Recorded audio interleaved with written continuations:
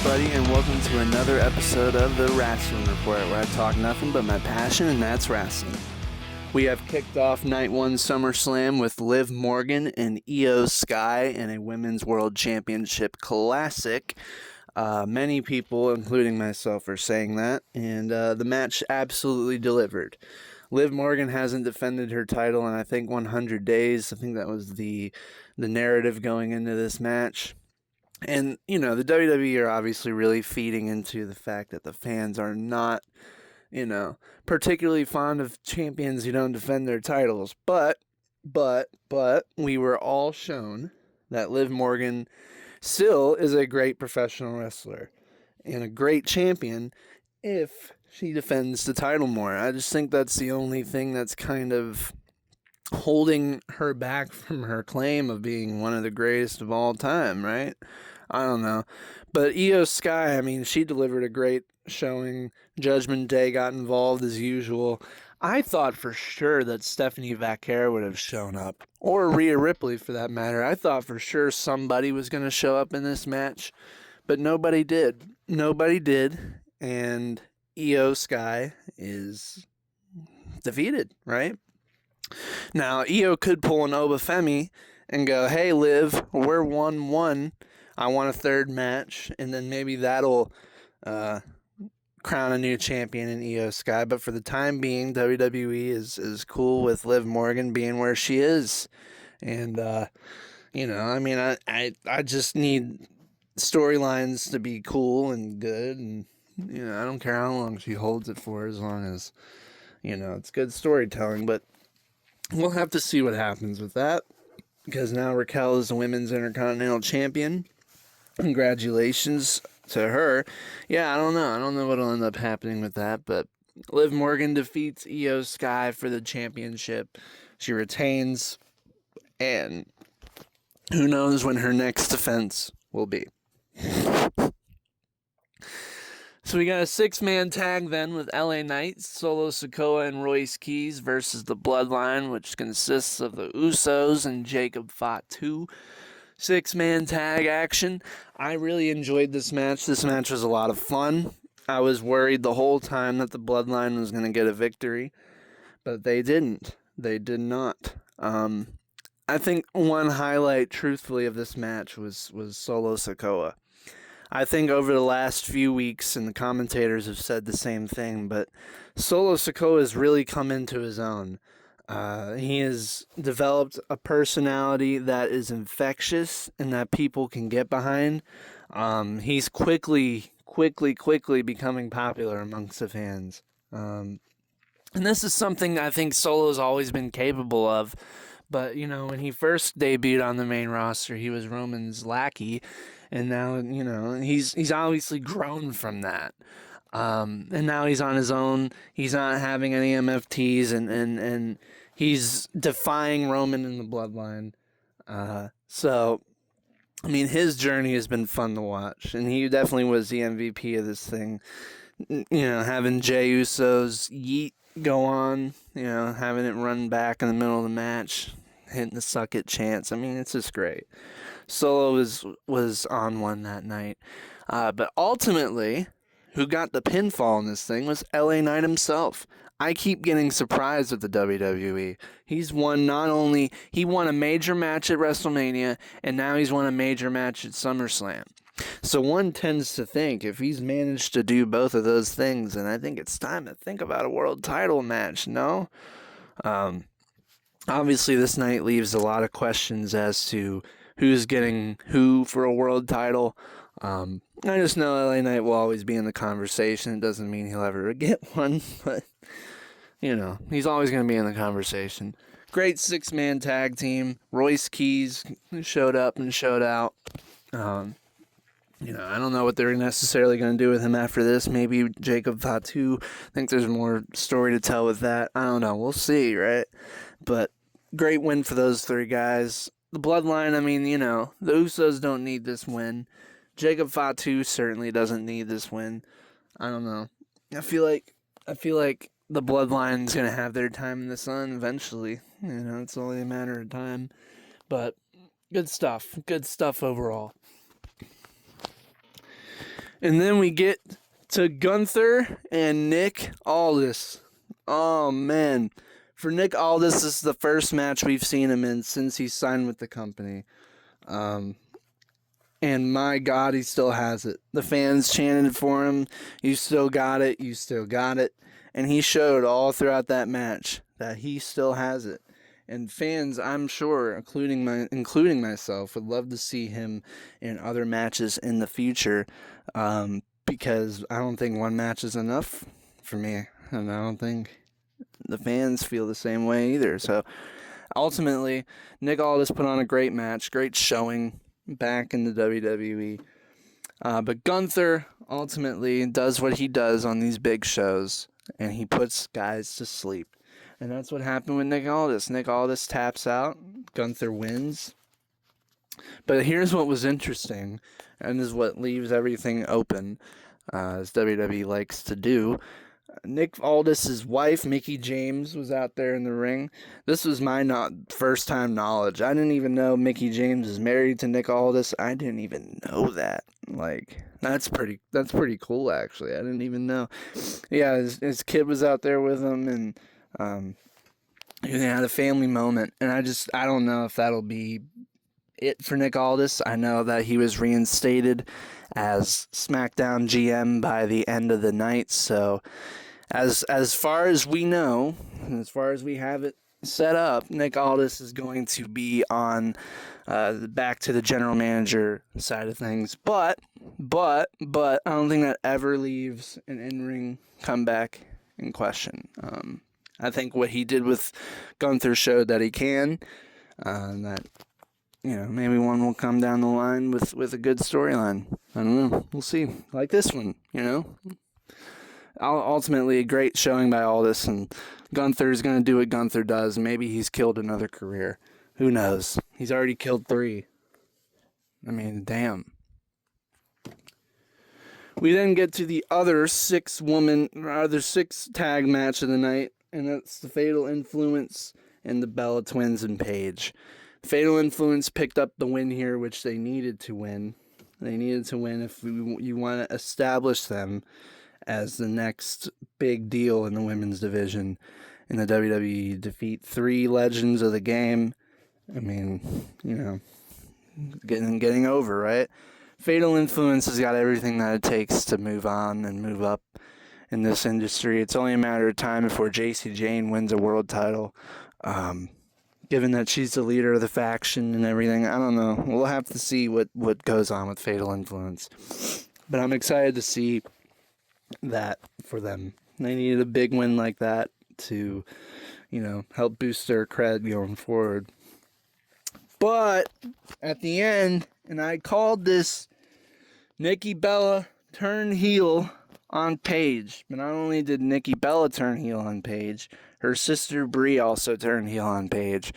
So while I wasn't 100% correct, the Bella twins actually worked together, beat the hell out of Paige after the match, and laid a statement out, point blank. Here's what was the most interesting thing coming out of this match. According to Triple H at the end of the post-show of SummerSlam, it was confirmed that Brie Bella was suffering some sort of shoulder injury. After kind of rewatching what happened, Brie was kind of clutching her shoulder, holding onto her shoulder. Something must have been tweaked during the match. I don't know. Apparently, Brie has been rushed to a hospital, at least for, Minnesota hospitals. And so they're checking her out, seeing what's wrong. There's no update, significant one at least, on what injury she has and if she's going to be out for a while. We don't know the full extent of this injury. We're kind of getting the information as it comes. So that really, really sucks, Nikki Bella just came back, and they were obviously trying to set up something in my mind with the Bellas versus Paige and AJ Lee. But that could have just been me. That could have just been me going on my crazy conspiracy theories. But obviously, you don't want to see this. You never want to see this out of anybody. Injuries suck, and injuries can take time away. And Bree and Nikki only have so much time left, right? If what Nikki said about her retirement's true, then it's only a matter of time with Bree too, right? So I don't know. That really sucks. You don't want to hear it. You don't want to hear anybody get hurt. Really, it's nothing. There's nothing safe about it. It's a dangerous sport, and people get hurt doing it. Even if it's quote unquote fake. But let's hope Bree is all right. Let's hope it's not serious. Let's hope it's something she can recover from. WWE's going to have to pivot now with this storyline. Probably just Nikki and Paige one-on-one. I don't know, though. They'll pivot somewhere. They'll have to do something. CM Punk versus Cody Rhodes. The first time these two have wrestled in 18 years. And you can really say it's the first of its kind because these two guys, the journeys they've been on in those 18 years to get to that match, that really tells the story. But these two put on an absolute classic. It's a wrestling match 101. It's everything that you would expect out of a wrestling match. These two men delivered all the goods, back and forths throughout. I really didn't know who was going to walk out of this thing WWE champion. It's not hard to put the belt on Cody. But I like what they've done. And I'll get into it. Cody Rhodes gets screwed out of this WWE championship match by none other than a Viper, an Apex Predator, Randy Orton. We have not seen Randy Orton since WrestleMania, and I said, someone was going to come out in this match. I didn't know if it was going to be Randy. I didn't know if it was going to be Drew.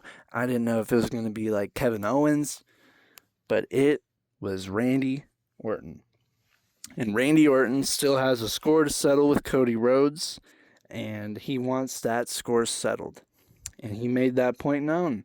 He took the opportunity away from Cody Rhodes, and I can imagine now going forward that we'll have more Cody and Randy. Hopefully with no Pat McAfee, or any celebrity for that matter. Unless it makes sense. Make it make sense, and then you can have celebrities. Anyway. No, Randy Orton coming back. Man, that's so good for the company. His stock is never going to go down. He's going to be one of the greatest of all time by the time his career's over. Just having his presence on SmackDown is going to make SmackDown a lot better in the long run. We still are kind of in limbo about Drew and Kevin Owens. Those are the only two major names, that and Rhea, that are still out, and we don't know the full extent. But Randy Orton's back. It's great to see him back. Great. I'm excited to see what next steps the Cody and Randy rivalry will go. I'm very excited. And then our main event, ladies and gentlemen, Hell in a Cell. Brock Lesnar and Oba Femi, number 3. This thing was short. This thing didn't even make 15 minutes.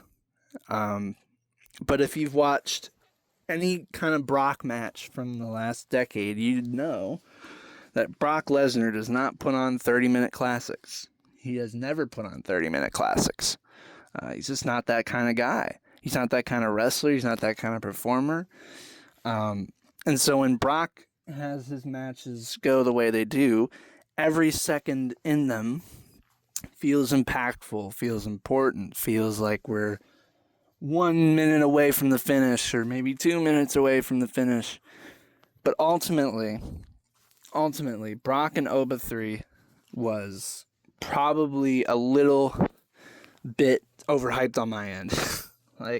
It wasn't bad. It wasn't a terrible match. I'm not going to say that. I'm not saying that. I think I expected the world out of not only this storyline, but of this match. And maybe my expectations were let down tenfold because of it. It just felt like it wasn't a bad match, but it just felt like they could have done more with it. You know what I mean?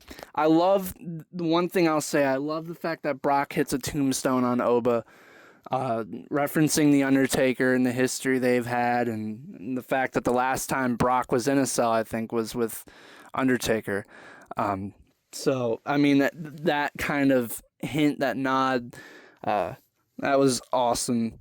It was a fun match. It was a fun match. I feel like with how much they've hyped it up and making it the main event on top of that, when I thought for sure that Punk and Cody would have, I feel like he could have done more with it. I just feel like he could have done more with it. I was still hoping a guy broke a door off the cage, but maybe I'm, I don't know. Braun Strowman did it with Big Show for less. That's all I'm saying. So, yeah, I was just expecting some crazy shit to happen. Like, if you remember SummerSlam 2022, the very first pay-per-view I think Triple H was at the helm for, he had Brock Lesnar flip a whole ring with a goddamn forklift. It's like, you don't have to go that extreme, but have a moment that people will remember forever with Brock. I don't know. It's not even Brock. Like Oba. Give Oba like a crazy moment like that. Have Oba break the cage door and all this shit. I don't know. It was missing one or two crazy, oh my god, holy shit moments, I think. Otherwise, like, it was a solid match. There was nothing wrong with it. And if that was the last time we've seen Brock Lesnar, because it kind of left things open. Brock Lesnar kind of ended things eerily in a way. He said, I'm the past, Oba's the future. Brock doesn't say this stuff often about anybody, on television at least. So he gave Oba major cred and potentially is riding off into the sunset. But there's been rumors that he's supposed to work WrestleMania 43 in Saudi. I wouldn't be surprised. But last night at SummerSlam kind of set the tone of we will not be seeing Brock Lesnar for at least a long time. This was definitely the last time we'll be seeing him for a good chunk of time. So, props to Brock Lesnar. Everybody knows the type of guy Brock Lesnar is in that ring. He's one of the greatest of all time. And he's earned his stripes. He's earned his stripes in this business, and he's just passed the torch over to Oba Femi. A very symbolic and very to the book definition of passing the torch in the wrestling business. Oba Femi, ladies and gentlemen, is your next big thing. He said it himself. He's not worried about it. He's not worried about the pressure. He's going to be the man for years and years and years to come. So you better get used to it, because it's going to be a hell of a ride. It's going to be a hell of a ride. But, ladies and gentlemen, I'm going to go on ahead and do my night 2 predictions before I head out. I want to do some predictions for who I think will win tonight's night of events. We'll start off with Trick Williams and Baron Corbin in a singles match for the United States Championship. Now, they have been, since Baron Corbin's come back, it seems like WWE is really trying to sell home the fact that they have a veteran who is poised to win back gold again and to take back his career in the WWE. And Trick Williams, I mean, despite Carmelo Hayes, there's not too many challengers that are lined up for him, because he's kind of beating everybody, right? We haven't seen Ricky Saints since Trick beat him. Ilya Dragunov, forget about it. I mean, as far as I know, he's not even with the company. So his United States Championship field, in other words, is trimming down. And Trick Williams is not meant to be a mid-card player. I think everybody in that creative team knows it. I just think, obviously they're not trying to rush a world title on him. I think this is the night where Baron Corbin wins the United States Championship, gets a big win. Someone might screw him, someone might cost him, but Baron Corbin, mark my words, might end up being the new United States champion by the end of the night. We will see. I'm going with Baron Corbin. I think Baron Corbin's got the momentum on his side. Trick Williams will easily recover from this if he were to lose, and, I'm not worried about Trick. I'm worried about Baron. Putting him in this spot and then having him lose after coming back. You have to align the stars a certain way for guys, and I think that's where Baron Corbin is. So, we'll see. Sami Zayn and Finn Balor, number 1 contenders match to determine who will face CM Punk, who is still the WWE champion. Now we know for sure who either guy will be facing. And as much as I love Finn Balor, everybody loves Finn Balor, Sami Zayn is going to win this match. The writing's on the wall. Sami has wanted his hands on Punk since Punk came back out of nowhere and but out wrestled him for the WWE Championship. Ended his 9-day run with the title. Sami's still upset about that, and so I believe Sami's going to take his revenge potentially on CM Punk in the future. As much as I love Finn, it's just probably not in the cards. You know what I mean? Sami Zayn and CM Punk, I think they're trying to tell that story. And I think that's a story people want to see anyway, especially given what's happened. As much as I love Finn, I don't know what to do. That's a conundrum with loving a lot of wrestlers and wanting them to be world champion. But I'm going to go with Sami Zayn. I think creatively, I think that's what they're going to be going with. And, we're going to at least see the story told between Sami and Punk. Danhausen versus Dominic Mysterio in the Human Money's on a Pole match. Danhausen. Any match Danhausen's going to be in, he's going to win. I don't know if that's me being crazy about it, but WWE loves Danhausen. And I can't imagine that he's going to be losing this match to Dominic Mysterio. Judgment Day stuff with this $100,000 stuff has been fun to watch. It really has been, until Monday Night Raw and that Joe Hendry and Danhausen concert. It was great up until then. I don't know. Dominic Mysterio is running AAA right now. He's got different things he's doing. Danhausen's going to get the win here.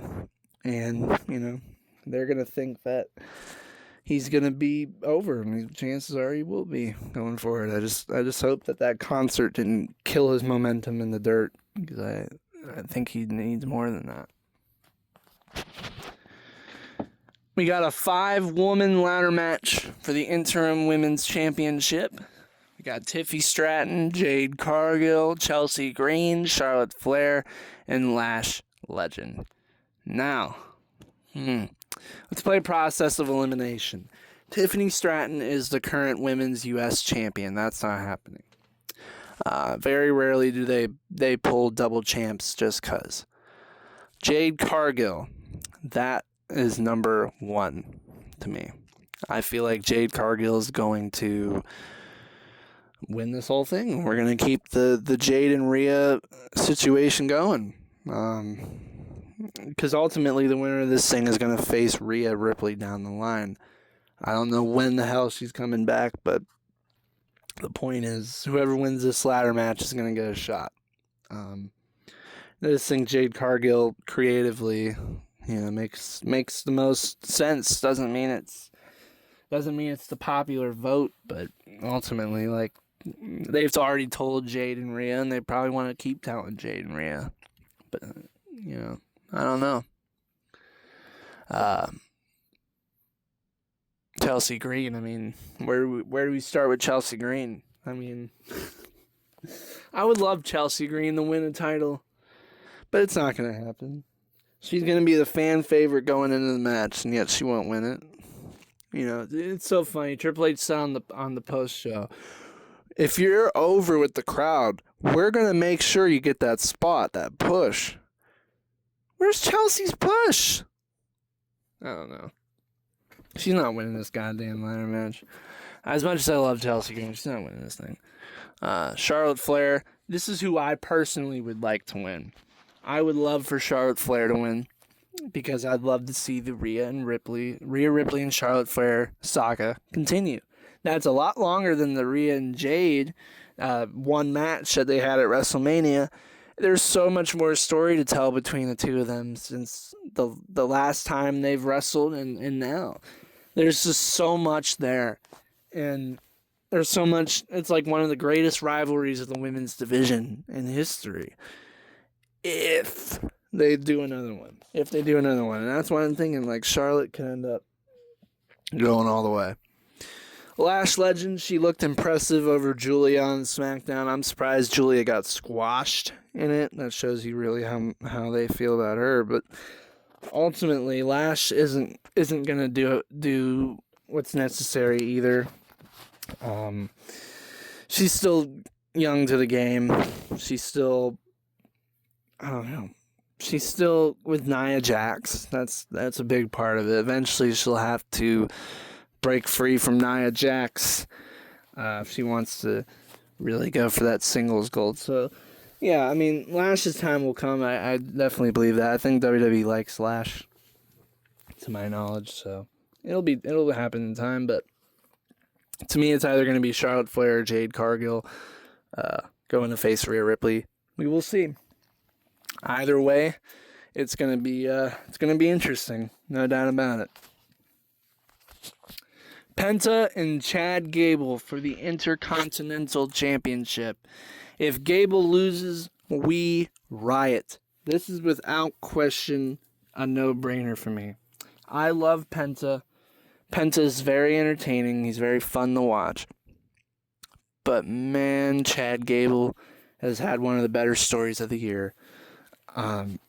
He hasn't had a singles championship in his entire career. And there was one point in his career where he was called Shorty G. I mean, the fact that this guy has made it through Shorty G to this point, facing Penta for an Intercontinental Championship, you have to. It's in his hometown of Minneapolis, and he has never won a singles title. If they do not pull the trigger on Chad Gable tonight, then they're never, ever going to. That's the reality of it. It's like there's one way or the other. He's either gonna win the IC title and have his career go to the next Kurt Angle overnight, or they could have him lose to Penta and kill all of his momentum in the dirt. I mean, you know, for how much they praised that mask versus mask match, which it indeed was great, you've got to give him that. You've got to give him that strap. I love Penta. He's been a great champion.